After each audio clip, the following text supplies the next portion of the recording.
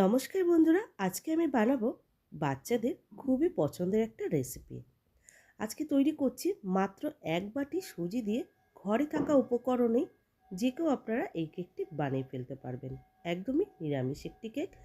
জানি অনেক আমার বন্ধুরাই ডিমের কেক খেতে একদমই পছন্দ করে না, তাদের জন্য স্পেশালিভাবে আজকের এই রেসিপিটি শেয়ার করছি। বন্ধুরা, এই সুজির কেকটা খেতে যে এতটাই মজার, না বানিয়ে খেলে বিশ্বাসই করবেন না যে এতটাই সুস্বাদু হয়। আশা করছি আমার আজকের সুজির কেকটি আপনাদের খুবই ভালো লাগবে। পুরো ভিডিওটি দেখার অনুরোধ রইল।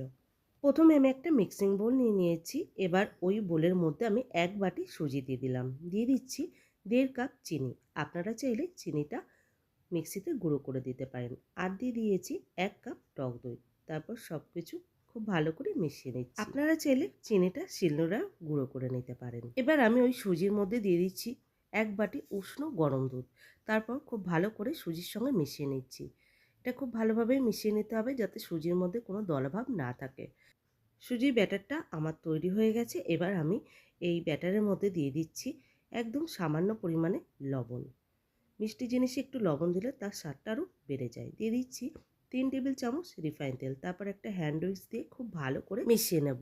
আর এই ব্যাটারটা প্রায় 7 থেকে 8 মিনিট আমি খুব ভালো করে মিশিয়ে নিয়েছি। তারপর ঢাকা চাপা দিয়ে আমি 15 থেকে 20 মিনিট রেস্টে রাখলাম। এদিকে আমি একটা কেক টিন রেডি করে নেব। তার জন্য কেক টিনের মধ্যে অল্প পরিমাণে রিফাইন তেল দিয়ে ওই রিফাইন তেলটা খুব ভালো করে ব্রাশ করে নিচ্ছি কেক টিনের গায়ে। এবার দিয়ে দিচ্ছি অল্প পরিমাণে ময়দার গুঁড়ো।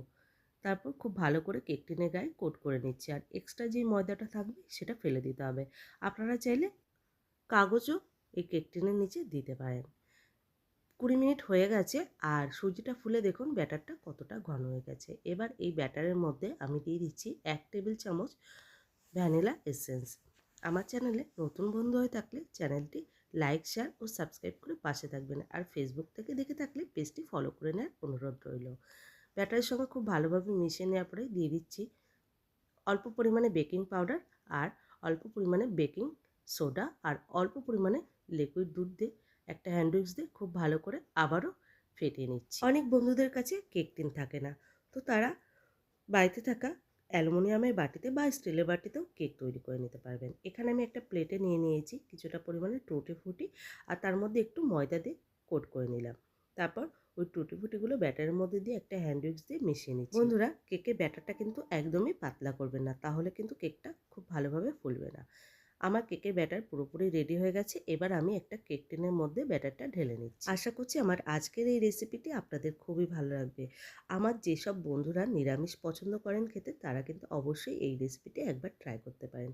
আপনাদের খুবই কাজে লাগবে। আর সামনেই আসছে ক্রিসমাস, সেদিন কিন্তু আপনারা এই নিরামিষ কেকটি অবশ্যই বাড়িতে ট্রাই করতে পারেন।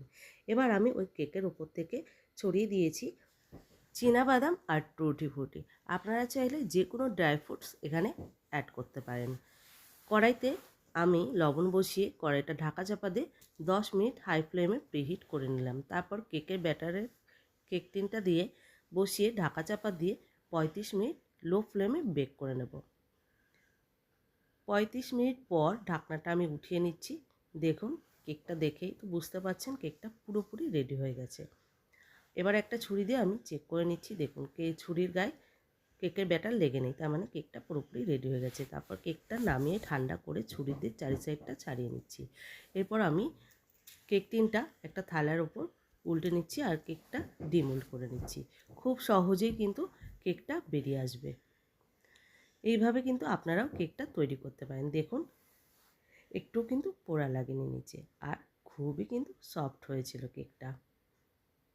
কি দেখেই বুঝতে পারছেন তো কতটা সুন্দর হয়েছে। তাহলে চলুন কেকটি কাটা যাক। বন্ধুরা, আমার আজকের এই রেসিপিটি আপনাদের কেমন লাগলো অবশ্যই কমেন্ট করে কিন্তু জানাবেন। আশা করছি আমার আজকের এই নিরামিষ কেকটি আপনাদের খুবই ভালো লেগেছে। ভালো লেগে থাকলে বাড়িতে ট্রাই করবেন, খুবই ভালো হবে। আর এই সুজির কেকটা যে এতটাই মজার হয়েছিল বন্ধুরা, বাড়িতে না বানালে বিশ্বাসই করবেন না। ডিম ছাড়া যে এত সুন্দর কেক তৈরি হয় মানে বলে বোঝাতে পারবো না। প্লিজ বন্ধুরা, আশা করছি আমার আজকের রেসিপিটা আপনাদের ভালো লেগে থাকলে লাইক, শেয়ার ও সাবস্ক্রাইব করে পাশে থাকবেন। আর পাশে থাকা বেল আইকনটা অবশ্যই প্রেস করবেন। আজকের মতো এই পর্যন্ত। আবারও কোনো নতুন ভিডিও নিয়ে আপনাদের সামনে হাজির হয়ে যাব। সবাই ভালো থাকবেন, সুস্থ থাকবেন। ধন্যবাদ।